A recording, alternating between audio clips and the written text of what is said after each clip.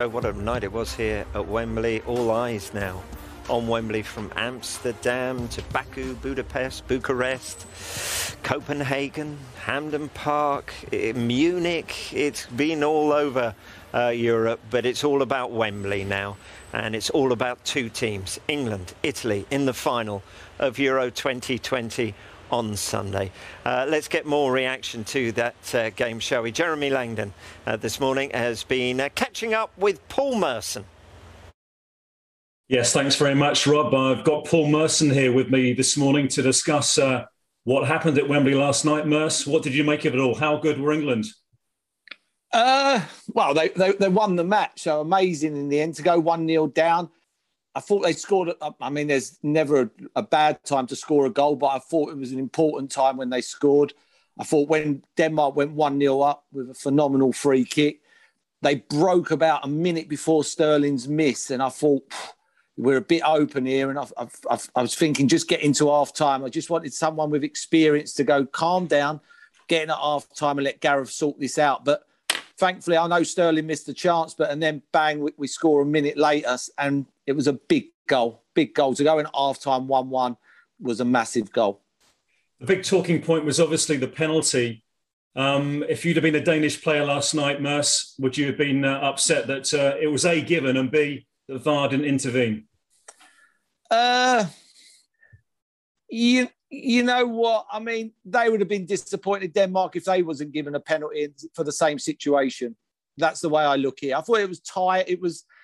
It happened so quickly. Sterling moves at such pace. And, yeah, I mean, you know what? I say in the old days because it seems a long time ago, but before VAR, I would call that a home penalty. You wouldn't get it away, but you get it at home. Yeah, sure. Nonetheless, I mean, to come from a goal behind, to then dominate the match, England were excellent, weren't they, really, in many aspects of that game? Yeah, I thought at the start it was a bit nervy, but yeah, you got to give respect. I thought when they went 1-0 down for a couple of minutes after that, a bit shaky, and then to get the equaliser, and then after that, I thought we were very good. The end of the second half, and then extra time was very good. I mean, poor management by the Danish manager, if I'm being honest. I mean, to have that many amount of subs you can make and leave yourself bare with no subs to be left is pretty poor. What about Gareth's game management? Putting on a first sub on 69 minutes when Grealish came on, but then subbing Grealish again later. What did you make of that? Fortunate. I think Gareth's brave. I mean, the one thing I'd say about Gareth through the whole of this tournament, he's made big decisions. I mean, big enough decisions to where if it had gone wrong, he'd have probably been out of a job the next day. I think that biggest decision, that was a big one yesterday. It was a big one. Someone like Jack, who, when the game opens up and it really goes open, Jack's the one player that can punish him, bar Sterling, as much as anybody else. So it was a big call, but that's what I like about Gareth. I like Gareth's made big calls from day one, from Trippier playing left back in the first game, and every decision he's made has been a big decision, and he's gone, you know what, I'm going to do it my way. If I foul, it'll be my way. It won't be I'm sitting there at the end thinking, why didn't I listen to myself and my coaches? So fair play to him. How good was Sterling last night, do you think, Paul? Absolutely outstanding. The kid is phenomenal. And I say phenomenal in his character of strength, his fitness, the way he runs at players. I mean, let's be honest, he missed a good chance. It was a sitter. It wasn't, forget about good save. It wasn't a good save. It hit pitch. It hit Kasper Schmeichel, sorry. It wasn't a good save. It was a bad miss.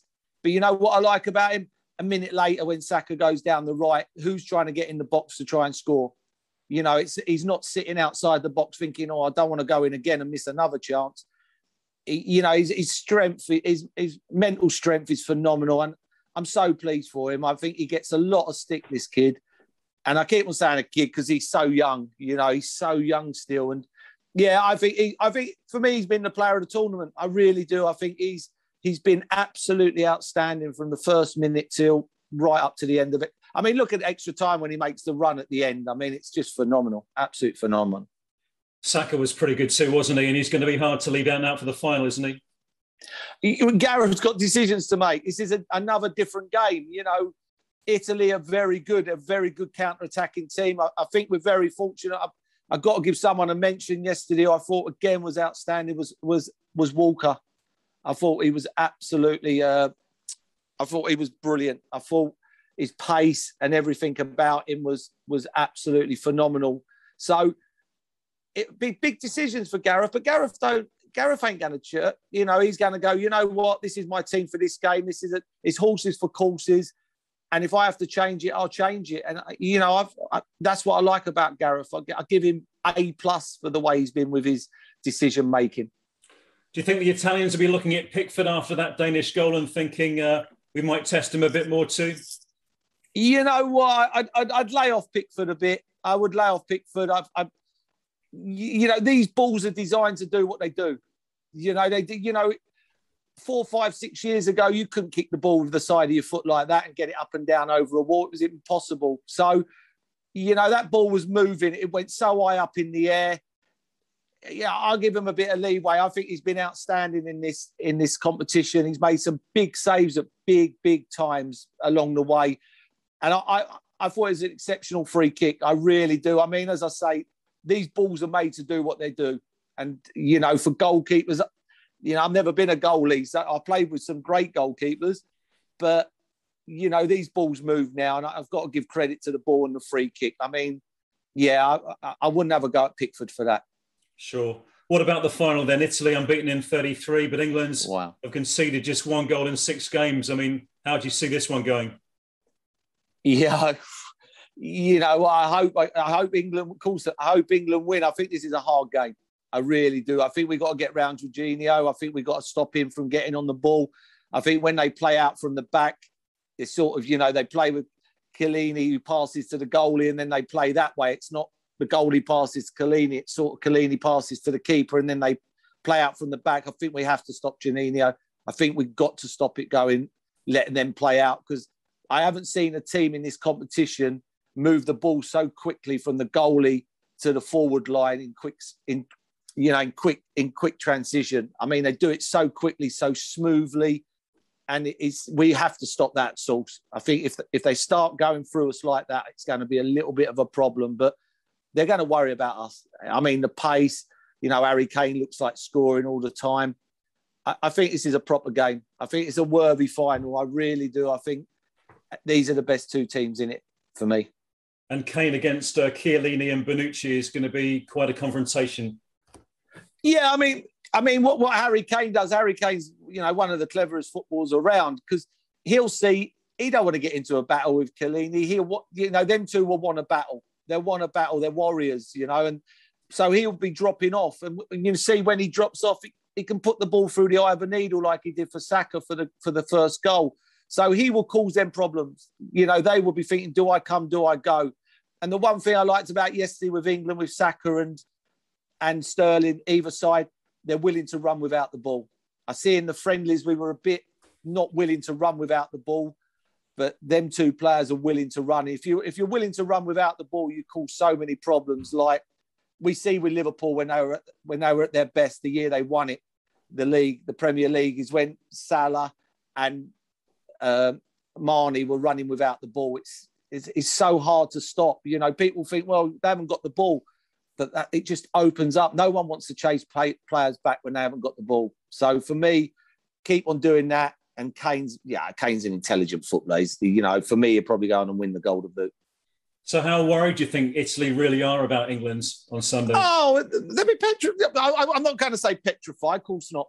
They'll be worried. Of course they will. We're playing at Wembley. I mean, look at the fans. I mean, yesterday it was like, you know, at the end of the game, the hairs on my arms were standing up. I mean, you could really feel it. And it's a massive advantage. It's a goal. It is a goal that the fans being there.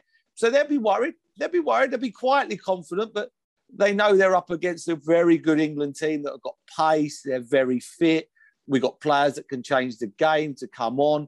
Anybody that comes on off that bench is not weakening the team. I mean, there's not many countries that can bring on players and the team stays as strong as what it would be. So yeah, they'll be worried, but at the same time, England should be a little bit worried of Italy, of course. So just finally, Paul, your prediction for Sunday. I mean, is it going extra time and penalties? How do you see it? I think this is going to be a thriller. I think there'll be goals galore in this game. I think both teams, even though they're very good defensively, I think, you're talking a lot of football matches been played over a short space of time. A lot of football since September till now. I think there'll be a lot of goals. I think there's so much movement in both teams. There's a lot of pace in both teams. I'm going to go for 3-2 England. Wow. I think there'll be goals. I mean, defensively, both teams are sound, but I just think these two teams going forward are electric, and I think they'll cause problems both teams. And I'm going to go for 3-2 after extra time. It's going to be some match if it's going to be a 3-2. Well, I think, you know what? Even if it ends up 1-0 to England, it's going to be some match, whatever happens. I mean, I didn't personally think in my lifetime I'd see it. I see England in a final. I've seen some unbelievable England football teams over the last many years, even when I played and before I played. And for this team to get in the final is a major feat. They should be so proud of themselves. Paul, thanks so much for your time. So Merce going 3-2 England on Sunday. If it's like that, it's going to be one almighty good match. Back to you. It's coming home. Paul Merson there. Football's coming home. Yeah, it might do. Well, it's going to be at home because it will be at Wembley, that's for sure.